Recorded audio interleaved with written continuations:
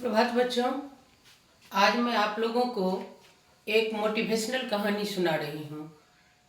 इस कहानी में हमें ये बताया गया है कि किसी के साथ भी धोखा नहीं करना चाहिए। धोखा करने का परिणाम क्या होता है वही इस कहानी में बताया गया है। दो दोस्त थे, दोनों पढ़ रहे थे। पढ़ते पढ़ते दोनों कॉलेज की परीक्षाएं पास कर ली। दोनों में गहरी दोस्ती हो गई। दोनों एक दूसरे के सुख दुख सब कुछ समझते थे। तो दोनों ने विचार किया कि चलो अब तो मेरी पढ़ाई लिखाई समाप्त हो गई है, तो अब मुझे क्या करना है, पैसे कमाने के लिए अर्थात जीवन यापन के लिए पैसे की आवश्यकता होती है। तो अब हमें कुछ करना चाहिए। तो दोनों ने कुछ पैसे एकत्रित करके एक छोटा सा चाय का दुकान खोला।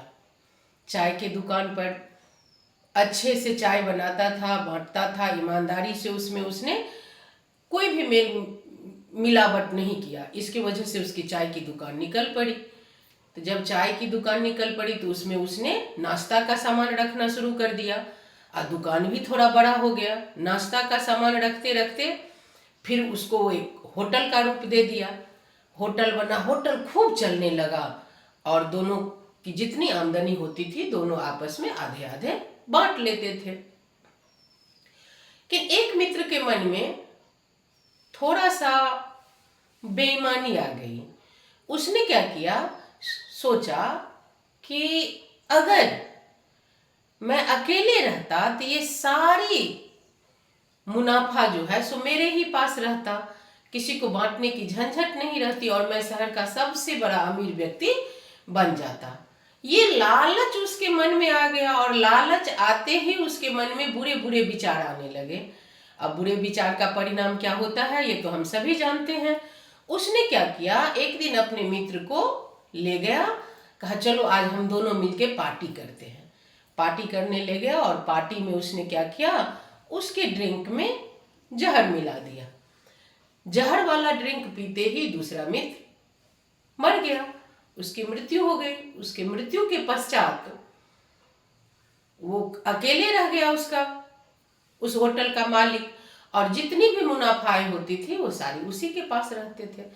अब उसका होटल जो है सो बहुत चल रहा था, बहुत चल रहा था, पैसे भी बहुत आ रहे थे। वो शहर के नामी गिरामी अमीरों में उसकी गिनती होने लगी। अब उसने एक बहुत ही सुंदर कन्या देख करके उससे शादी कर लिया। शादी करने के बाद उसे एक पुत्र हुआ। पुत्र भी बहुत सुंदर, बहुत अच्छा। 10-12 साल तक तो पुत्र बहुत अच्छे से रहे, स्वस्थ रहे। उसके बाद जो है सो वो बीमार रहने लगा। जब बीमार रहने लगा तो उसका इलाज वो कराने लगा। इलाज वो देश विदेश सब जगह से करवा रहा था, लेकिन वो स्वस्थ नहीं हो रहा था। वो सोच रहा था कि ऐसा क्या किया जाए कि ये मेरा बेटा स्वस्थ हो जाए, लेकिन वो स्वस्थ हो ही नहीं रहा था। कहाँ कहाँ ना से वैद्य हकीम सब कुछ बुलाया, झाड़ फूक सब कुछ करवाया, फिर भी उसका पुत्र स्वस्थ नहीं हुआ। और जब ऐसे ही 6-7 साल तक चलते रहा, उसका पुत्र एकदम मरणासन स्थिति में चला गया। जब उसकी अंतिम सांसें चल रही थी तो उसने अपने पिता से कहा, पिताजी आपने मुझे पहचाना? तो उसने कहा, हाँ तुम मेरे पुत्र हो, मैं तुम्हें क्यों नहीं पहचानूंगा। कहा नहीं, आज से ठीक 20 साल पहले आपने मुझे जहर दे करके मार दिया था। मैं वही मित्र हूं जिसे आपने जहर दे के मारा था, और मैं अपने हिस्से का मुनाफा जो था वो लेने के लिए आपके पास आया, और मुनाफे के साथ साथ मैंने आपकी सारी प्रॉपर्टी बर्बाद कर दी। अब मैं जा रहा हूं।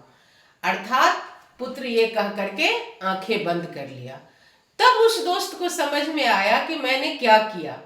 जो धन भी गया, पुत्र भी गया, और मेरी मतलब आत्मा भी चली गई, क्योंकि मैंने ऐसे मित्र के साथ मैंने बेईमानी किया जो मेरा सबसे प्रिय था।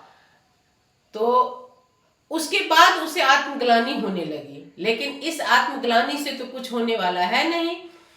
तो बच्चों, आप लोगों को मैं यही कहूंगी कि किसी के भी साथ छल प्रपंच नहीं करना चाहिए, धोखा नहीं देना चाहिए। इस कहानी से हमें यही सीख मिल रही है कि धोखे का परिणाम इस जन्म में नहीं तो अगले जन्म में भी जन्म लेकर के वो चुकाने आ जाता है। तो कभी भी किसी के साथ न धोखा कीजिए, न बेईमानी कीजिए, न किसी का पैसा, न किसी का रुपया, न किसी का ईमान बेईमानी कीजिए, न खरीदिए। तो बाय बच्चों, इसी के साथ मैं आज आप लोगों के साथ विदा होती हूँ आप लोगों से। फिर कल मैं एक